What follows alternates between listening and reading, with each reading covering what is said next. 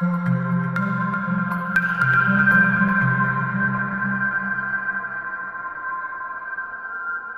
brand new atomic. So the atomic, the carbon, the creatura is Remy's baby, and obviously this boy is far better because they're my baby, right?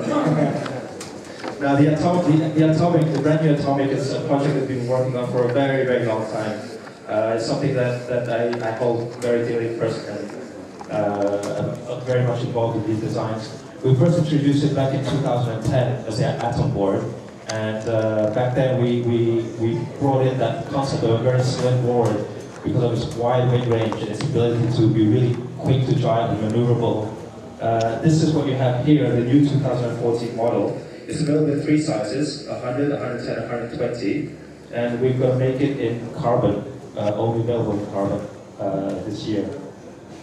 The key thing about this board, there are many, many design features. I think the first thing I wanted to go through was the rocker line, because the rocker line actually comes from the Isonic 110.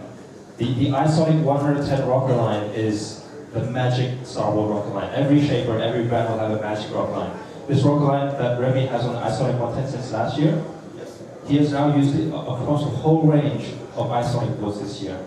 I think you guys already know that. And so what I did, I just went there and took your rocker line at night time, copied it, and put it onto all the Atom boards. The reason why we use an Isonic rocker line and a very similar V configuration to Isonic is because you'll see that once the board gets thin, or once the rails become thin, they will be maneuverable. They will jive great. With the right outline, you will enter the jive nicely, you will come out no problem. But what you want is a board that is really fun, really fast, quick to get playing, and once you're hooked in, you want that really efficient feeling of high speed, really like quick acceleration when you get hit by a gust, and then all that excitement, but without any losing velocity control. And so that's why we basically used an Isonic rocker line. You look at the width of an atom, you look at the length of an atom, and they're very similar to the latest generation of sound boards. So it's not rocket science to share a lot of genes there.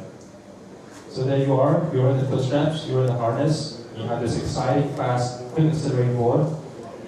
Then when it comes to driving the board, you come unhook from the harness, and this is when you will feel the thickness of the board. Because it's thin, we make all these boards 9.9 centimeters thick. It's the, we shaved off that extra millimeter just to be able to say it's under 10 centimeters. So when the board reaches this type of thickness, they become reactive. It's like a wakeboard, or a snowboard, or a surfboard. These thin boards, you carve it and it reacts. You imagine a board this thick. It's like a log. You try to travel with a stick, you do it, and you feel like it's just rolling without turning. The thinner you go, the quicker it reacts to your driving. So you drive the board, and you can see the rails. They're very thin rails. And the reason we make it thin is because the boards are wider. So actually, in terms of pure volume, you already have the volume, the extra volume you need. But you make the boards really thin, it enters the water nicely, and with the hard rails, I chose to put harder rails than what you maybe might find on the cardboard. Because once you're on the rails, I want these rails to really bite, really trap you out of the drive so you can come out playing easily.